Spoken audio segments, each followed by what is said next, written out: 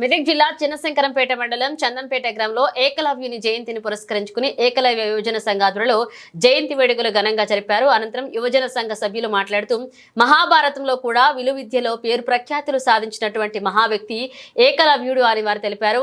ప్రభుత్వం ఎరుకుల కులానికి ప్రాధాన్యత ఇవ్వడం లేదని, ఇప్పటికైనా ప్రభుత్వం స్పందించి ఎరుకుల కులానికి ప్రాధాన్యత ఇవ్వాలని, ఏకలవ్య జయంతి వేడుకలు ప్రభుత్వం అధికారికంగా జరిపించాలని కోరారు.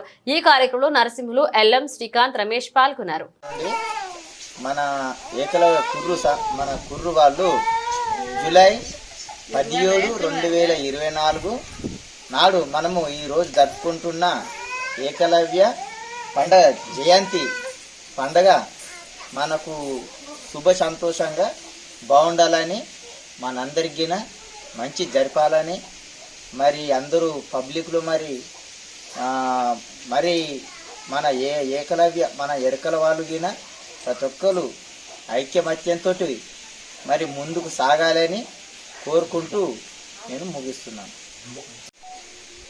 ఈరోజు ఎరకల కులంలో జన్మించినటువంటి ఏకలవ్యుడు జయంతి జరుపుకోవడం మా ఎరకల కులస్తులకు ఎంతో గర్వకారణం. ఏకలవ్యుడు ఎంతో మహోన్నత వ్యక్తి.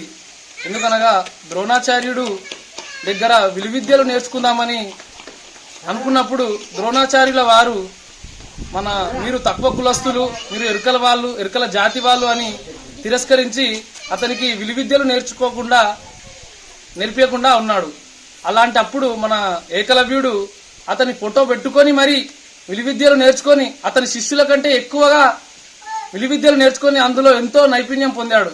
అలాంటి ఏకలవ్యుడు మా ఎరుకల కులంలో జన్మించడం మాకెంతో గర్వకారణం. అలాంటి ఏకలవ్యుని జయంతి జరుపుకోవడం మా ఎరకల కులస్తులకు ఎంతో ఆనందదాయకం. ఈరోజు అతని జయంతి సందర్భంగా అతనికి పూలమాలలు వేసి మేము అతని పండుగ ఎంతో ఘనంగా జరుపుకుంటున్నాం. జై కుర్రు.